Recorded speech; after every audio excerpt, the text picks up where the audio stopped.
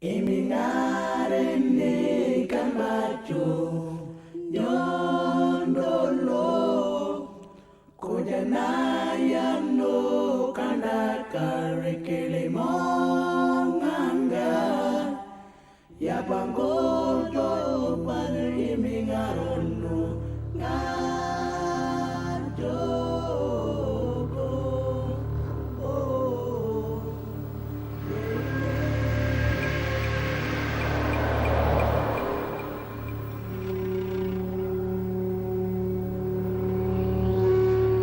I knew something like this might happen. I thought this trip I'd finally be returning the actual objects.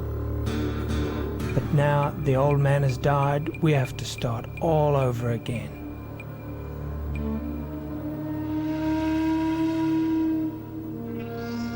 I've got photos of the sacred objects to show another lot of men. It's such a pity that old man never got to hold those things, stolen from his grandfather so long ago. Some of the men don't even know the objects still exist, locked away in the museum all these years.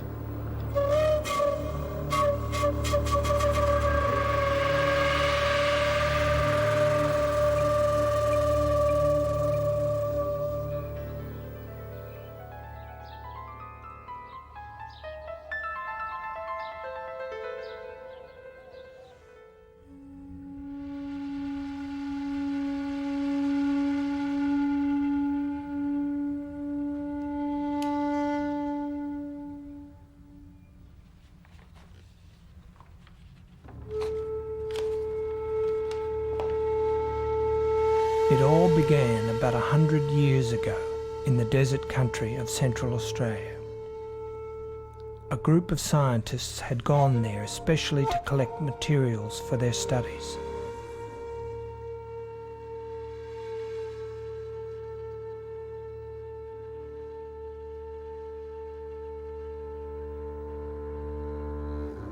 One of the expeditioners was the director of the South Australian Museum, Professor Edward Sterling. Sterling wanted to collect a newly discovered kind of sacred object said to be used by Aboriginal men in the Central Desert country. But getting hold of these objects, stored in secret hiding places, was far from easy. The expeditioners had to pressure an Aboriginal guide into revealing one of these places, a cave out in the bush west of Alice Springs. Once the men found the cave, they took about 50 secret sacred objects. By way of compensation, they left behind tomahawks and knives, prized barter items. But the expeditioners really had no idea how seriously they had transgressed Aboriginal law. For the Aboriginal men, it was like a death in the family, and they mourned just as deeply. The guide who revealed the location of the objects was reportedly executed by his own people. And as for the secret sacred objects, they ended up 2,000 kilometres away, inside the South Australian Museum, on public display.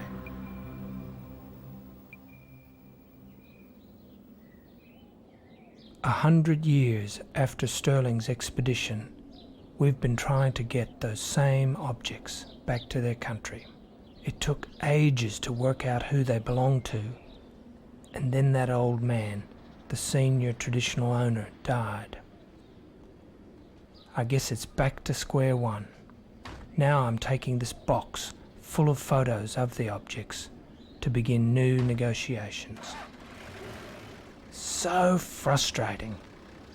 After all that work, the objects are still here, not back in their country where they belong.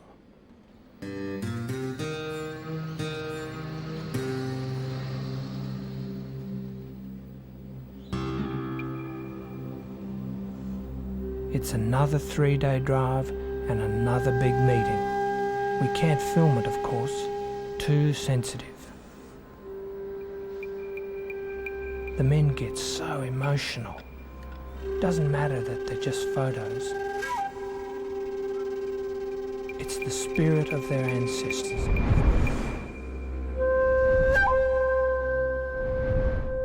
The power of these objects in the right hands is one of healing, of light, of ceremony, and of cultural stability and cultural maintenance.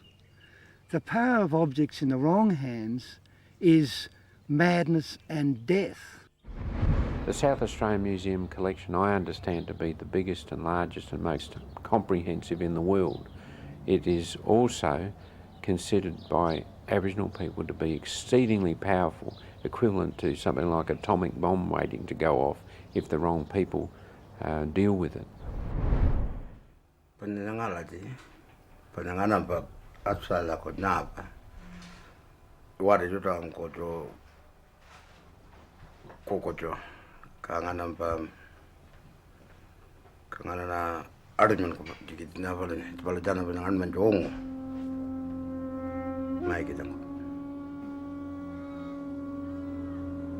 It is a sacred object that we look upon. That is our land, our dreaming, and everything is there.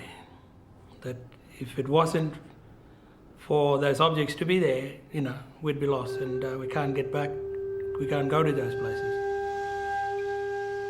I can say not too much and not too loud, but the anthropologists that we trust can.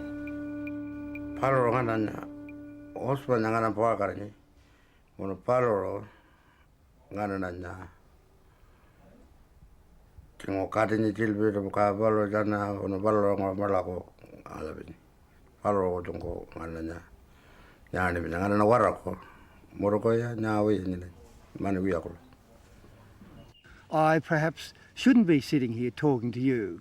A senior Aboriginal man should be.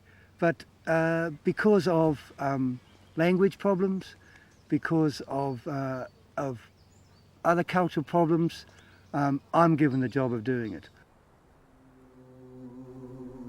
Chris Anderson, Jambajinba, whose skin name is given by our people, is honoured. We trust Chris as an anthropologist, friend, and a bloke who's worked with us from the museum. He can better explain in your term what we really are wanting to do.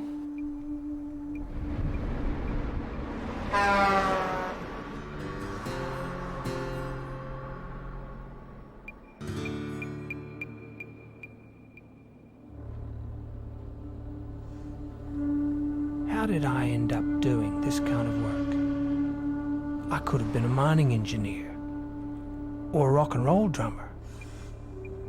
And here I am, driving to the outback, talking with Aboriginal men about secret business. I'd hardly set foot in a museum before I got this job. Isn't it strange how things go? I was born in Philadelphia, but my family travelled a little bit when I was young, and I grew up in West Virginia, which is the heart of Appalachia in the US, and that's a coal mining area. It's about 60% black in that area, and about that time I got interested in music and played in a lot of bands, mostly rhythm and blues.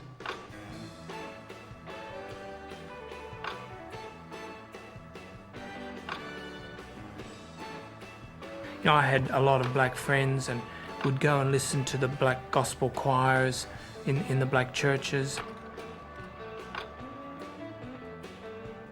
My dad was a mining engineer, and I spent some time working underground in the coal mines too. You go in white and you come out black. My father joined an American company which had some new projects in Australia, and we all made the move there to Brisbane in 1969. And I went on to study anthropology at the University of Queensland.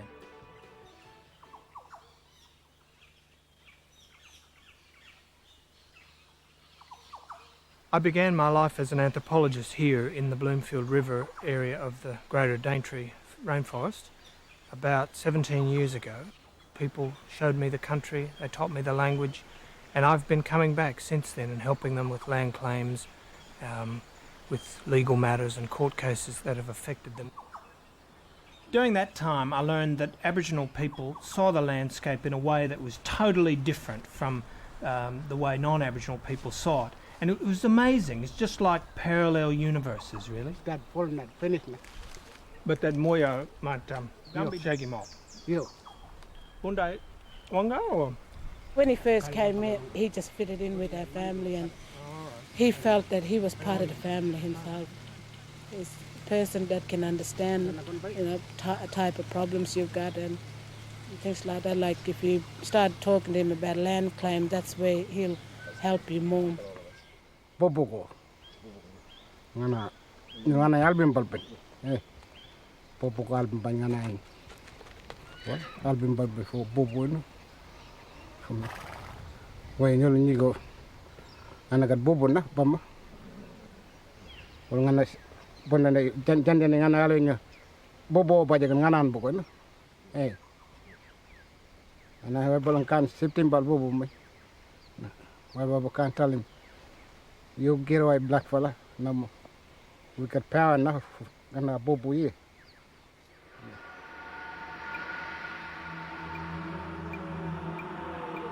I've often pondered about the differences between the Aboriginal people of North Queensland and Central Australia. The people of North Queensland live surrounded by food and water. It's everywhere. Yet the people of the Central Desert, who live in a very harsh environment, have a culture which is much, much richer in ceremony and display. And the desert people too are the ones who have made secrecy a cornerstone of their culture. And secrecy doesn't feature greatly in North Queensland, even though land is very powerful there, as it is with Central Australian Aboriginal people.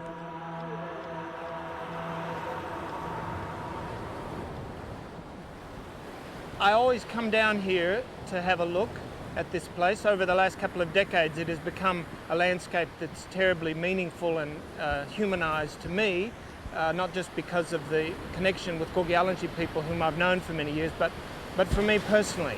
We're here at this creek mouth, but further up near that headland is Marbine Bar, one of the most powerful sacred sites in this whole area. And I was visiting there once with Old Man Walker. We'd done the right thing by consulting people and checking protocols and so on, and the site itself is further upstream. But I wanted to cross the creek, being a white fellow, and Walker waited for me on the other side, and I went over there and I came back and we went home. And a month later I went back to Brisbane and was knocked down by a car and had my leg crushed. The Gogialanji people said, well, you visited that place, and despite the fact that you went through all the right protocol, and effect was that the power of the site was so great, and perhaps you weren't totally a knowledgeable person yet, that that's what happens. The power is there in the landscape, and it catches up with you in your life at some point, and that's what happened.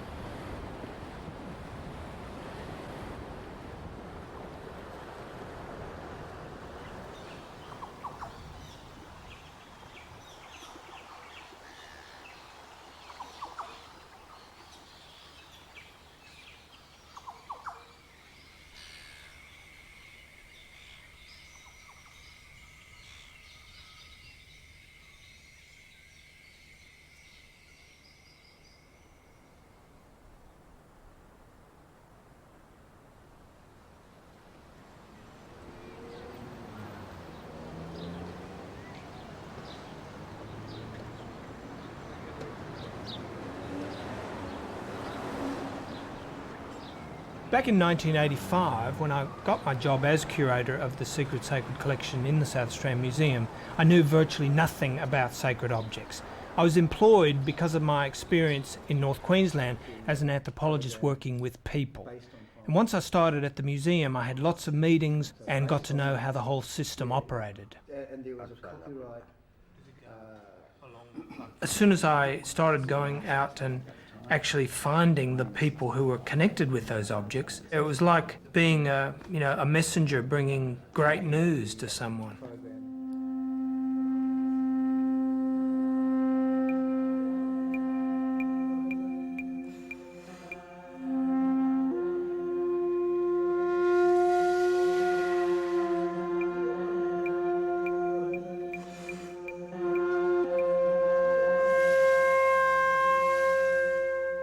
I'm standing here amidst a gallery full of secular objects, boomerangs, clubs and the like. Up until the 1970s, the museum had its collection of thousands of sacred objects from Central Australia on open display. We became aware in the 70s that this was deeply offensive to Aboriginal people, and we removed those objects out of public view.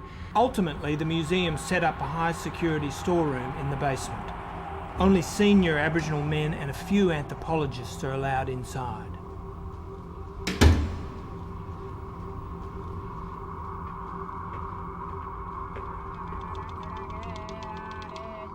The objects in our secret sacred collection are almost exclusively men's objects from Central Australia, even though Aboriginal women there have sacred objects too.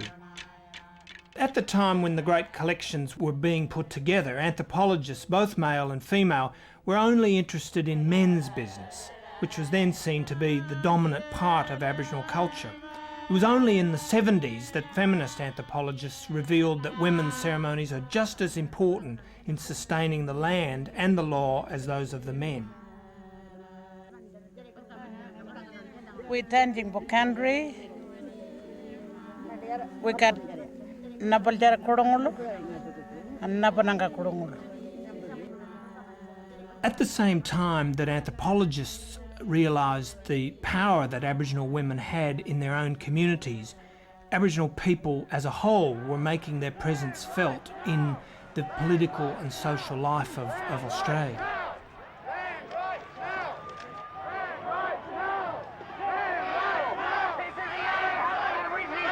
The fate of the museum's secret sacred collection took a new turn as a result of direct and public political action by Aboriginal people. They asked for their objects back, and these demands were linked to a broader struggle which Aboriginal people were in, namely the struggle for land.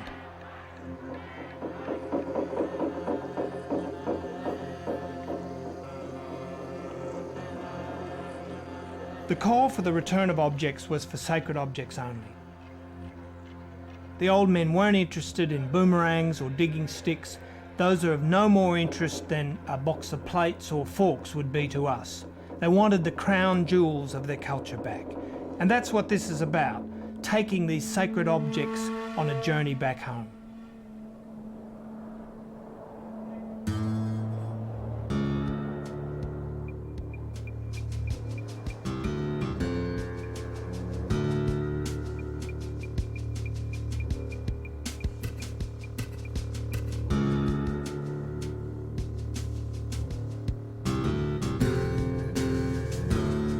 Kuba Pedi.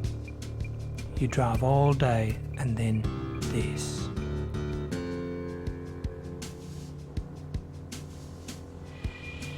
I won't stay long. I'll just get some fuel and keep moving. I'd rather camp out off the road further up.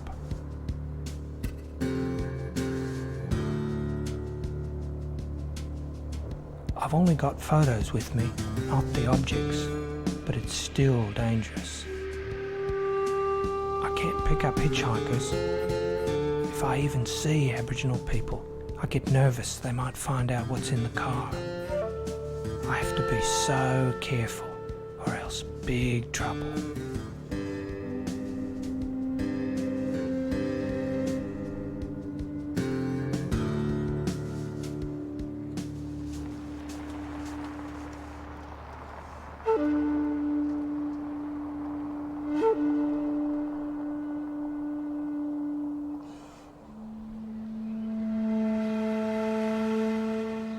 The question can be posed, what are sacred objects?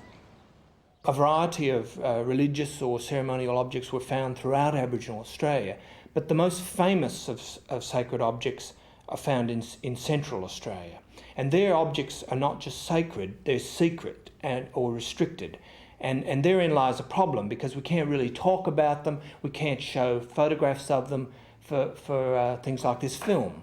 But I guess what I can say is that in general the objects were made of stone or wood, and they varied in size from like this to as big as this table, and they were decorated or incised with designs that really spelled out how the object related to people and to land. And that's probably as far as I can go there, but we can look at the functions of the objects perhaps by looking at parallel things in non-Aboriginal culture.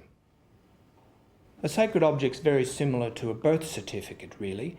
It's a statement of who a person is, who their parents and predecessors are, and how they fit into a kind of a social universe.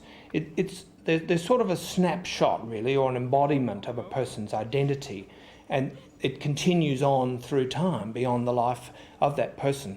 But it's more than that, really. There's a very personal relationship between a person and an object, and you could almost say that the object owns the person more than the other way around. The relationship is a very emotional one. Don't lift your eyebrows, because she does that too. Oh no, she's a bit confused. There we go, there you go. Sacred objects have an important ceremonial function, and in that respect they're similar to ceremonial icons or objects in other religions. They have an important role in initiations, which mark a transition to higher levels of knowledge. They embody authority and statements of law. But this is all a bit too prosaic, because the objects contain a powerful spiritual essence, a kind of creative life force which makes them both highly meaningful and valued. Sacred objects also act as commodities within a social and economic network that extends over vast distances. In that respect, they initiate and cement relationships between groups in the same way that diplomats might exchange gifts. As an old Aranda man once said, the lending of secret sacred objects shows that we are living at peace with our neighbours. We cannot fight with men who are guarding these objects.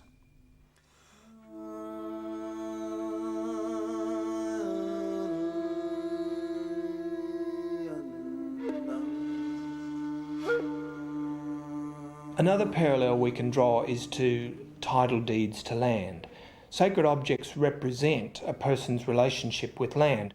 Very often Aboriginal people will say that the existence of the object actually proves their relationship with land or to particular areas or sites in the land. These days, in land claims, objects are often used to assist the actual proof, legal proof of ownership of land.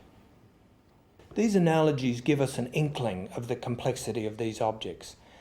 But at a deeper level, and this is very hard to comprehend, these sacred objects are like compressed chunks of meaning and of power and of knowledge about the entire cosmos and how people fit into it.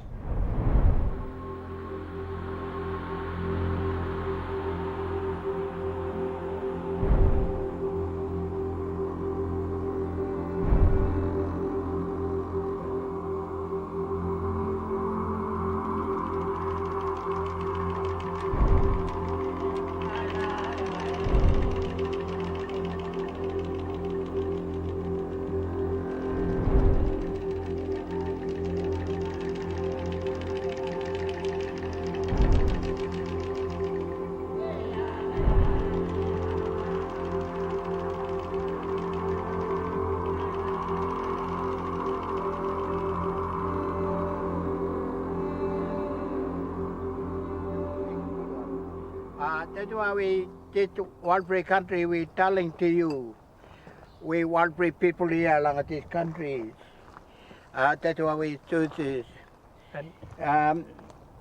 Dijuani ya ngai war ngai wai ya ngai war ngai wai ya lu kari dai ya lu kari dai ya ngai war ngai wai ya ngai war ngai wai ya. That's why don't put this rock here. We're telling you, don't put rocks.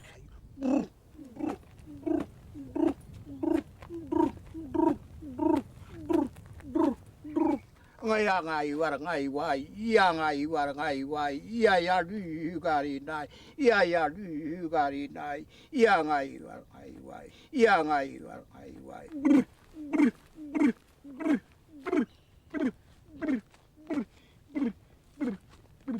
Ya ngai war ngai wai ya ngai war ngai wai ya lu kari dai ya lu kari dai ya ngai war ngai. Each of these concentric circles represents a site in the landscape.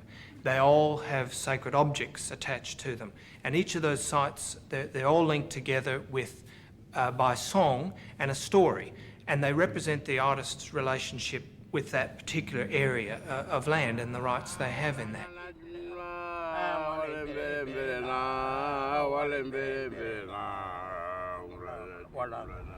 Jadi tang for Tijuan email.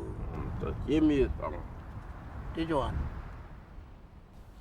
We're telling that true word we talk about.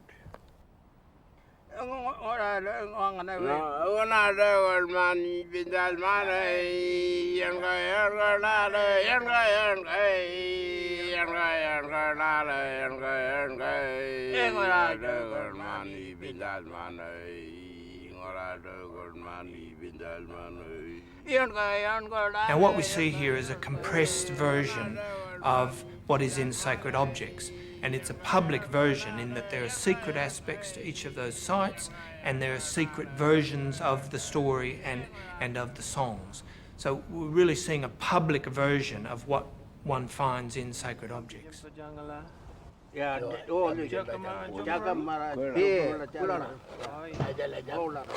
number aja. Today nabe. Big long string. Jambijan barely bought, and Jangal and Jambijan barely bought. Take my van this album.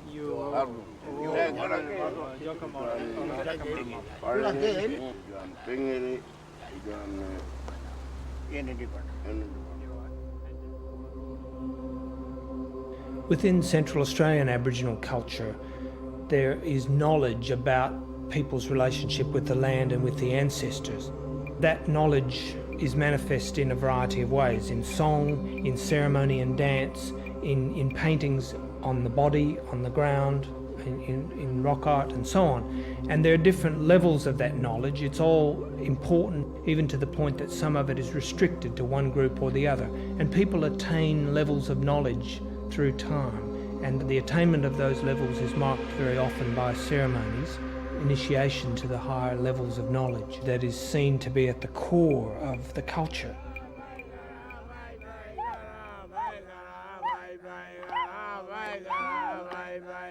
Therefore, people are anxious to learn about it and to be let into the club, if you like. But more than that, I think it's that people feel that the reproduction of the culture is impossible without the transmission of knowledge that's held by the old men.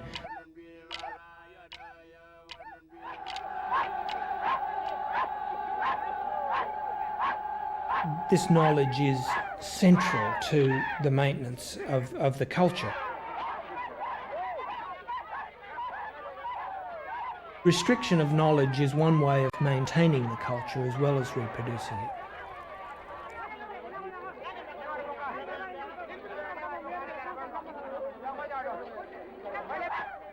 If for some reason that knowledge is revealed, it becomes devalued and the whole thing begins to unravel and fall apart.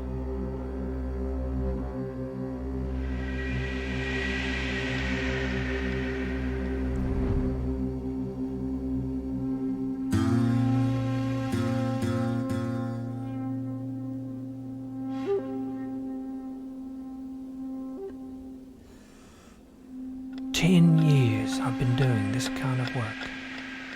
That's a long time.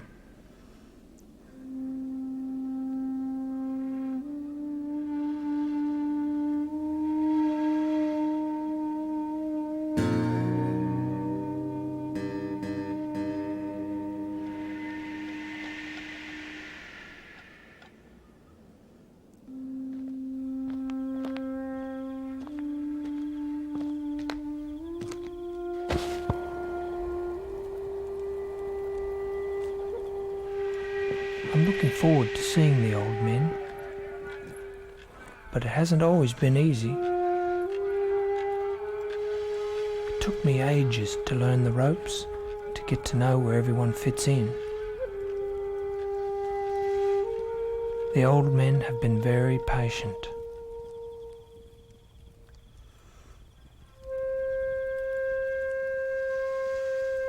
In the early days, I probably overdid it.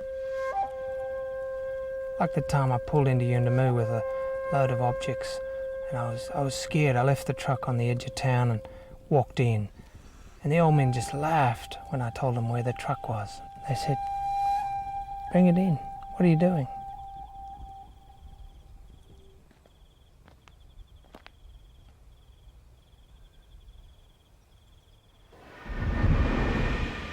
Sacred objects are very powerful things. Even today, even when they've been out of their country for a long time, the things that are used to carry them, that they're wrapped in, the people that carry them, all of those things, the power transfers to them, to the point that the blankets and the boxes and things that I used to bring the objects back in were really seen as taboo objects, as objects that had that power in them.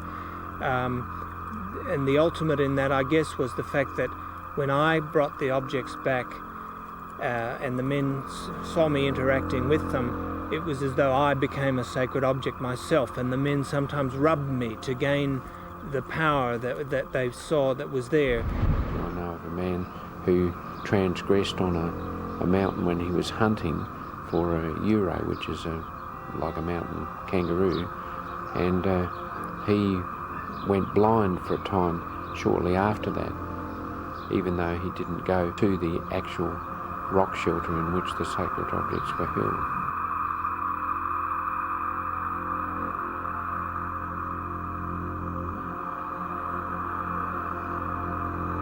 They must be handled most gently, carefully, so as not to offend the spirit, because the spirit is there, the essence is right there. You're handling the totemic landscape, but also the being, this essence is right there, so that if you transgress somewhere, if you drop it and smash it, then you are killing your own being, really, and putting at risk everyone else who's associated with you. You're going to potentially cause the destruction of every other person of affiliation with that object.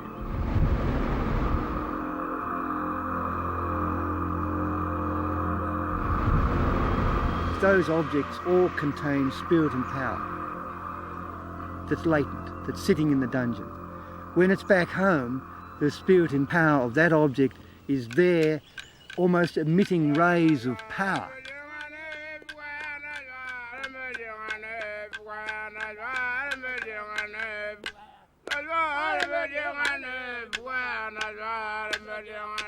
The joy the old men get in seeing these things coming back home gives them strength in their battles with changing culture. You appreciate the old men are battling the youth of today, because the young men are interested in football, Ninja Turtles, video games, Bob Marley, and the return of sacred objects and the religious ceremonies that are involved in their return really give the old men joy in bringing the young blokes in and saying, "Look, fellas, look at this, this is your power, this is your story."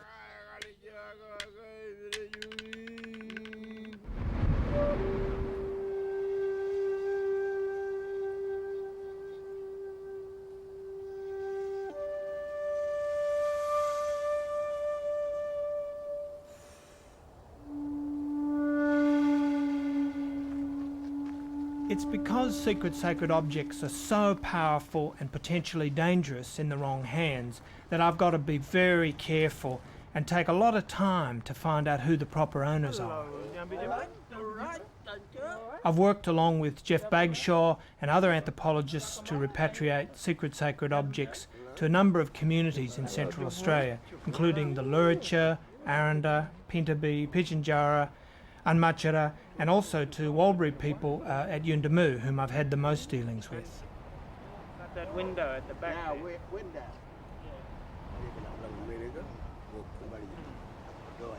I think had I been overly identified with one particular group, for instance, had I undergone or taken part in any sort of ceremonies, it would have been detrimental to the project. And that's a walker by that way. As it was, I was seen as being neutral, I guess, in a sense, being a European, but as well having had experience of a range of communities. Parity, ngaba, warniri. Parity, ngapa. Yawai, ngapa. I was privileged enough to be taken through Walbury land and to be shown aspects of the culture which, because of my status of looking after these objects, they felt that it was important enough to show me the important parts of their culture too. Mandalu.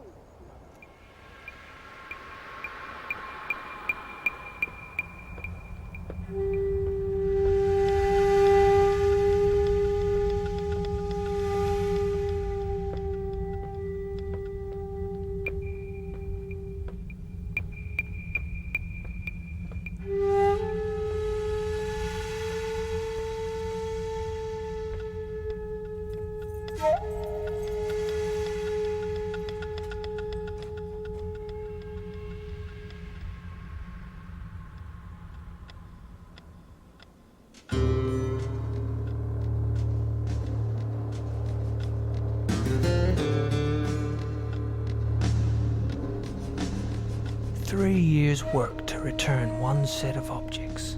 And that's typical. To think that some people still lust after these things, just like in Sterling's day.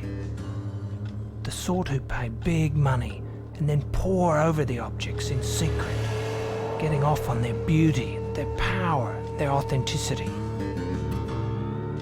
Missionaries and collectors were the worst offenders. And then there was Strello, the anthropologist. All those thousands of objects he collected. I've already returned some of them. He said Aboriginal culture was dying. How wrong he was. Clearly things haven't finished. They're still alive and people want the objects back.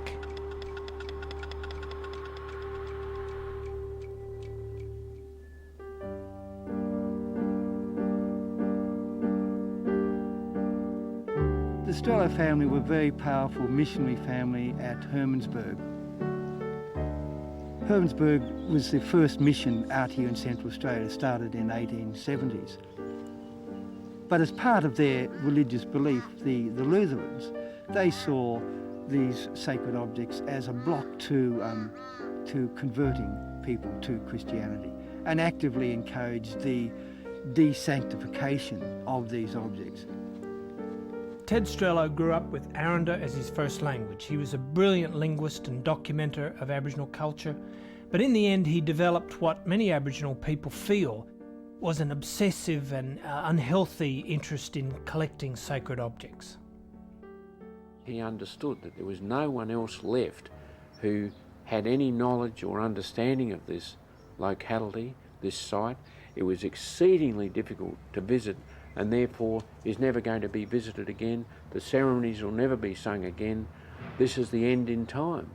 And Strello family actively sort of encouraged the old men to believe that their religion was gone, to give up the sacred objects and we'll sell them for you, we'll trade them away. And so they were busily trading secret sacred objects, thousands and thousands and thousands of them. And so I think he was quite genuinely given objects on the understanding he would be the last person to care for them and have an understanding of them. And that was also because the old men perceived younger men not to be responsible anymore. We consider it to be a cultural theft of materials. We don't see there was any legitimate sale or transfer of ownership to any museum or any organisation. So it belongs to the people, and we think it's their right to request those objects be returned. Pananganon ba ngana na tingo tiji ni nangi ka ngano pano palo kware ngana na manda mandano ngora na ta arun ko ngora. I have heard some Aborigines state 3 different points of view. One was that he stole them, one was that he entirely legitimately obtained them, another one was that he paid all right, but now that people understand he didn't pay sufficiently well. The traditional owners up here said that the Strello family should be given back what they got for the objects. In other words, they should be given back flour, tea, sugar, curved pipes, old dresses and calico trousers.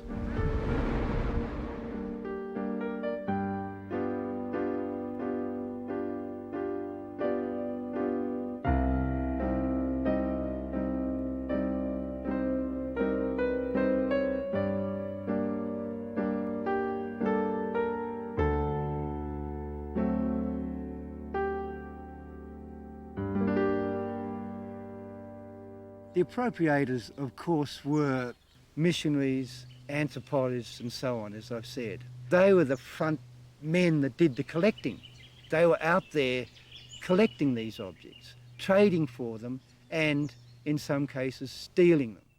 Some say that Aboriginal people are passive and powerless victims of Western society, and particularly now people say that anthropologists take away culture and they build their careers on it. The appropriators are farming a subject for profit or gain. I would include filmmakers who want to make films about Aboriginals. I would include anthropologists who have written books about Aboriginals. That's finished. That's finished. For many Aboriginal people, whitefella anthropologists can be very useful, and they're sought out for assistance in land claims, in art exhibitions, in matters of the law, and site recording. Palo ngana na almerita panangana na porto mani biang kangola pen bere de nangani palo ngana na almera palo wangara palangana na almera.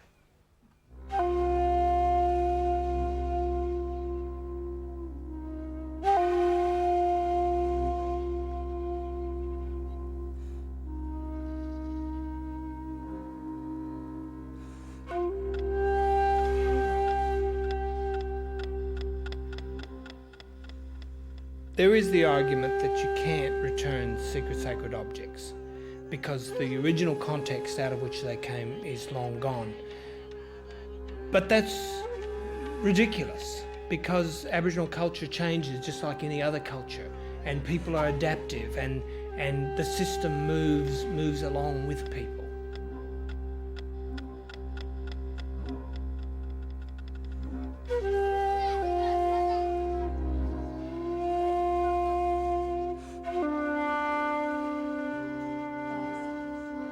These days, there's a large trade in artefacts, in boomerang spears and shields. It's $1 million trade. Aborigines are quite keen to be traders and to be in the marketplace. So people are quite happy to portray and create secular stories and secular designs. Then there's this other whole level, which is men's business, which is kept separate.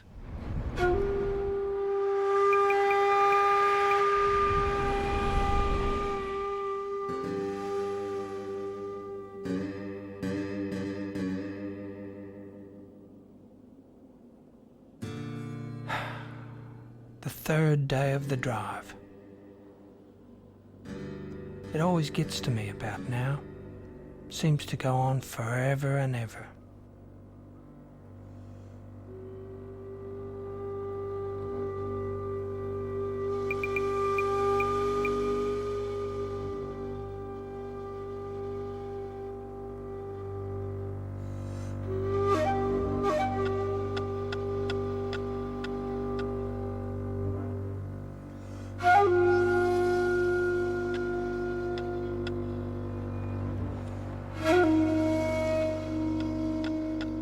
have to put up with months in the saddle like Sterling.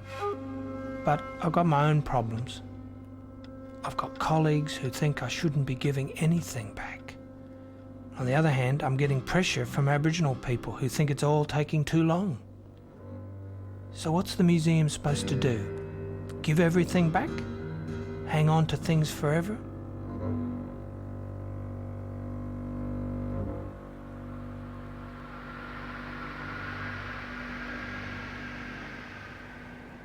The classic museums of natural and cultural history grew out of 19th century circumstances that no longer exist. They're the product of European empires and their colonial practices and beliefs. But we still have this 19th century legacy, and we can see it in the space and the design of many museums, where we start on the ground level with the rocks and minerals, and we move up through to animals, to plants, to birds, and then we get to what used to be called primitive peoples. So we don't call them that anymore, but they were defined by how different they were from 19th century Europeans, leading ultimately in many museums to what was seen as the source of all things in European culture then, and that was Egypt. Kind of ridiculous idea, but it was widely believed.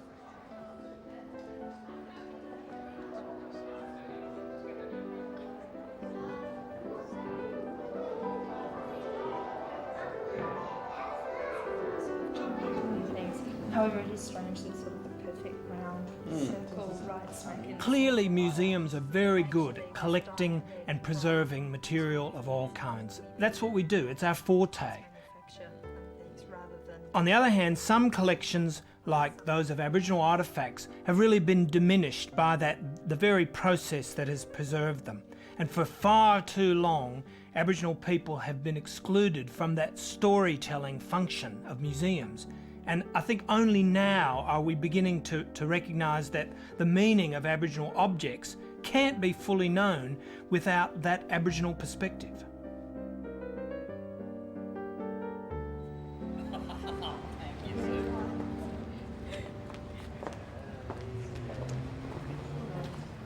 Welcome to the museum. My name is Francesca. It's not all that long ago that the only Aboriginal person you'd see in the museum was an exhibit. And now many Aboriginal people are on staff here, and they're also some of our most regular visitors. We try not to just collect old material, but also to collect material that reflects what Aboriginal culture is doing today. What's the significance? There's a vital interaction between Aboriginal people and museums now. It's really a dynamic relationship, and we're both learning from each other. Ooh. I just thought I'd show you fellas an Aboriginal 44-gallon drum. That's right. This is from Aranda country and turned inside out, but it's probably a big red kangaroo or something. But you could put a fair bit of water in there, I think. So is that the tap on the other side? Yeah. Go record that. Sorry, that's men's business.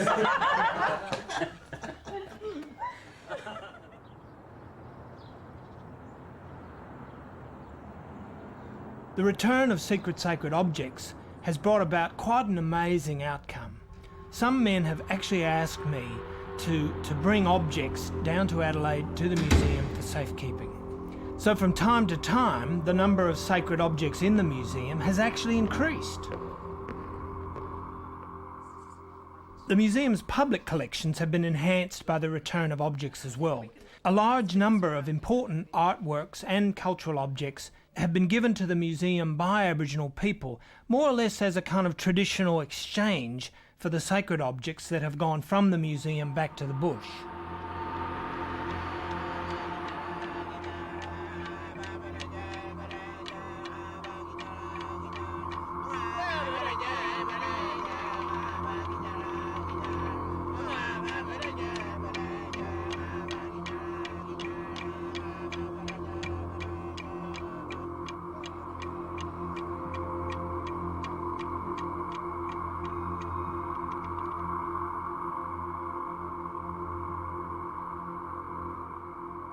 Aboriginal people have taken this new relationship with the museum a step further by asking us to help organise art exhibitions overseas. We worked collaboratively with the communities involved, for instance on the Dreamings exhibition in New York.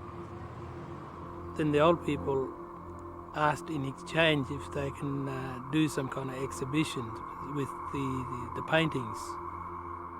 These exhibitions in the US and in Europe enable Aboriginal people to put forward very publicly their worldview, the same worldview that's secretly embedded in the sacred objects.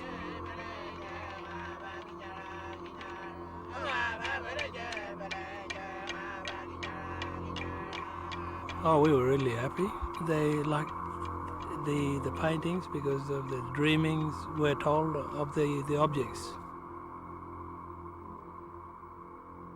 So, what should happen in the long term with secret sacred objects? All secret sacred objects should be returned back to their home country, and they should go into local regional museums that are curated by the traditional owners. We don't put a price on it, it's just something which was taken by force or deception, and we want that injustice rectified as soon as possible. And I urge you, if you've got them, to get them back to us before it's too late, before you are harmed very, very badly. If you don't know the story, you'll be bitten by the story.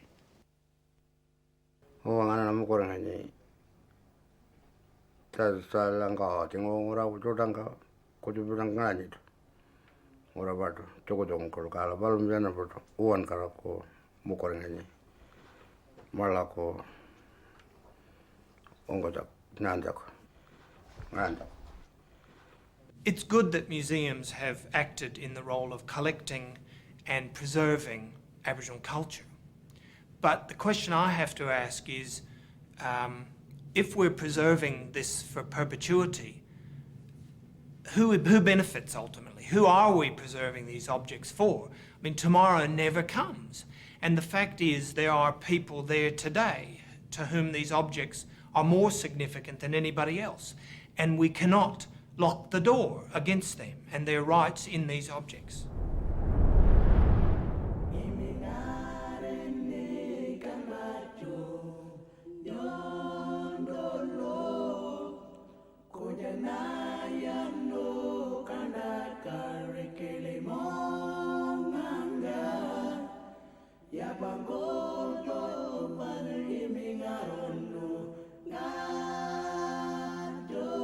Not far to go now. The men are out there waiting for me. These meetings are such secret affairs.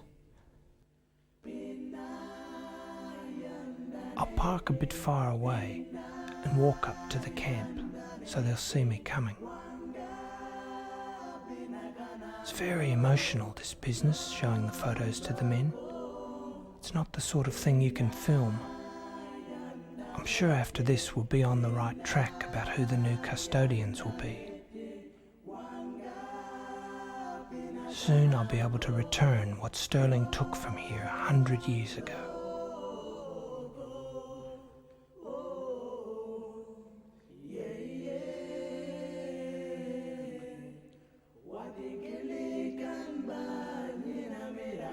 One set of journeys about to finish, but then another set's just starting, for Aboriginal people, for anthropologists, for museums, and for me personally. All the things I've learned over the last 10 years have prepared me for meetings like this. I enjoy my role, but I'm not alone. There are a lot of other people in this process. It's forging new links between Aboriginal people and mainstream Australia. We're reinventing the museum at the same time. Instead of exploiting Aboriginal people like it once did, the museum now serves their cultural needs as much as ours.